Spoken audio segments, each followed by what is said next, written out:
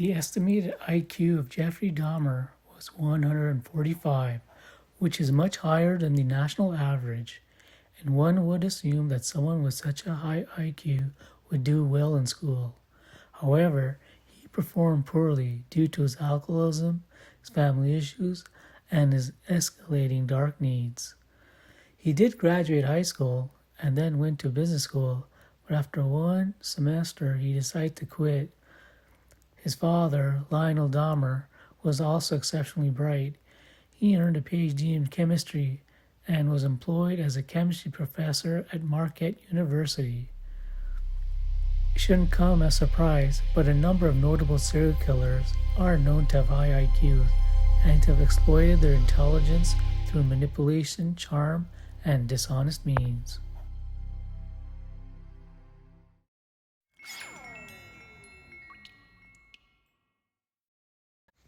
David is Jeffrey Dahmer's brother. However, David did not want to be identified with his brother at any time. Therefore, he decided to adopt a new identity and name. He moved away from his parents and lives in another city altogether. He has a happy family life and in addition to a prosperous work career.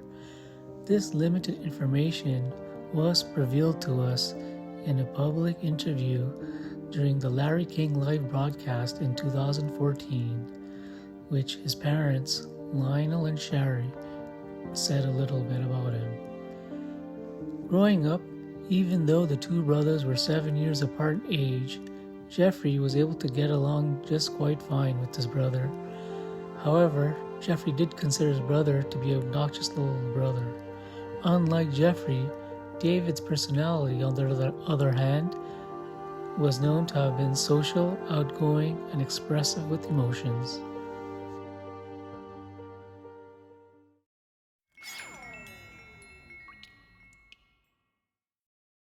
Jeffrey's first potential victim was someone he saw while he was in high school, a man, a runner, who jogged past his home regularly.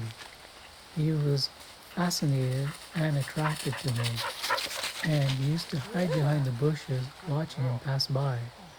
So ultimately, one day, Jeffrey came to the conclusion that he was going to incapacitate him by using a bat, so he hid behind the bushes and waited for him to appear.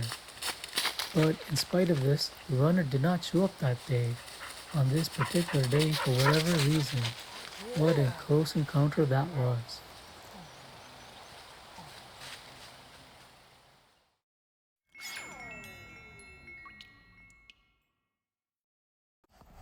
During the time when Jeffrey Dahmer was serving his country, he was stationed in West Germany as a medic. But interestingly, a number of murders took place at the very same time. Mysterious they were because they never found out who did it. And then, all of a sudden, it all stopped. Coincidentally, it was the same time that Jeffrey was discharged and went back home. When Jeffrey was finally apprehended and questioned about it, he didn't say he did it. But interestingly, he had freely admitted to being responsible for a total of 17 murders, some of whom would have never been known if Jeffrey never volunteered that information. He was once again questioned about the murders in West Germany. However, he denied it. He made it quite obvious that since he had nowhere to go and nothing to hide, that he wasn't hiding anything. However, following the arrest of Jeffrey, 2 Army veterans that was stationed in West Germany with him at the same time came forward, and they said that they had also been victims of Jeffrey, one of which was his own roommate. Some people believe that the reason Jeffrey never disclosed this information was because he didn't want to have to go back to Germany in order to answer to his actions.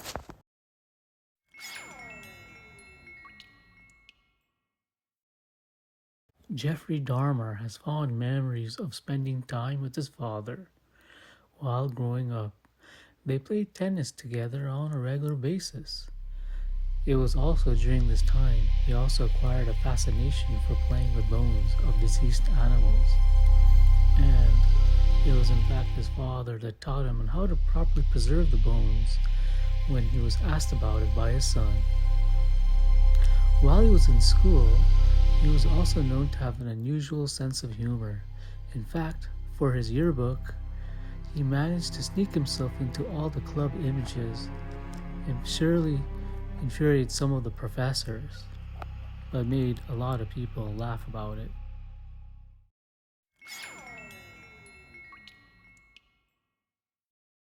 His last victim, Tracy Edwards, managed to escape, which led to Jeffrey's apprehension. After escaping, Tracy Edwards went to look for assistance and requested the police for a key to the handcuffs that were still locked onto his hand. However, the officers were unable to unlock the handcuffs, so they paid Jeffrey a visit. Jeffrey pointed out that it's supposed to be the bedroom, but before Jeffrey could go fetch them, the police decided to find it themselves. But in actuality, there was no key, because Mr. Dahmer typically severed the hands in order to regain the handcuffs.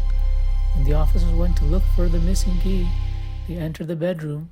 They were shocked to find a large variety of additional, questionable things instead.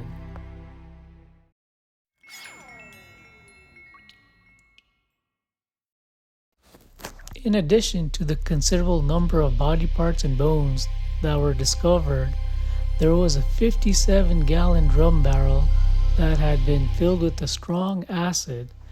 This acid was used to dissolve the corpse over a period of few weeks, which resulted in the formation of sludge, which would then be disposed of by flushing it down the toilet. Even went as far as to paint the skulls a light gray color so that anyone who saw them would have no reason to suspect that they were genuine human skulls. His twisted desire compelled him to eat the flesh of his victims so he could feel as though he contained a piece of them within himself, as though they were an integral part of him, hence the nickname the Milwaukee Cannibal. It was discovered at a later time that he had given the people who lived in his apartment complex sandwiches that had been prepared with meat. Before he was finally apprehended, he was amassing the skulls in preparation for the construction of a shrine or an altar.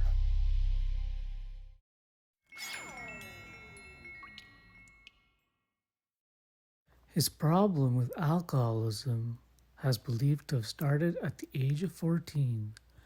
Fellow classmates would later reveal that Jeffrey would smuggle cups of hard liquor into school, getting drunk while in school. When asked about it, he would say, "It's just medicine."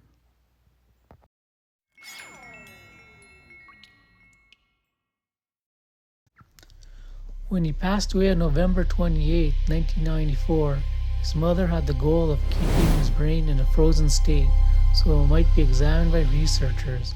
However, his father took action, and with the help of court order, he had his brain cremated. This was done in accordance with the request that Jeffrey had expressed before he passed away.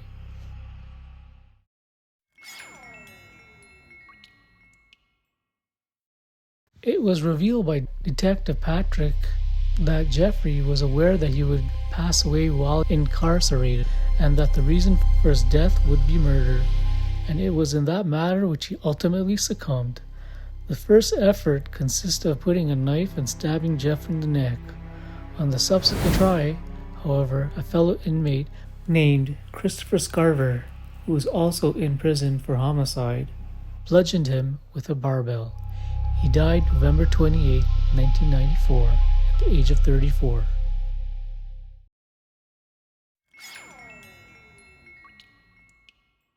It was apparent now that he used his charm to fool the police and get away with murder.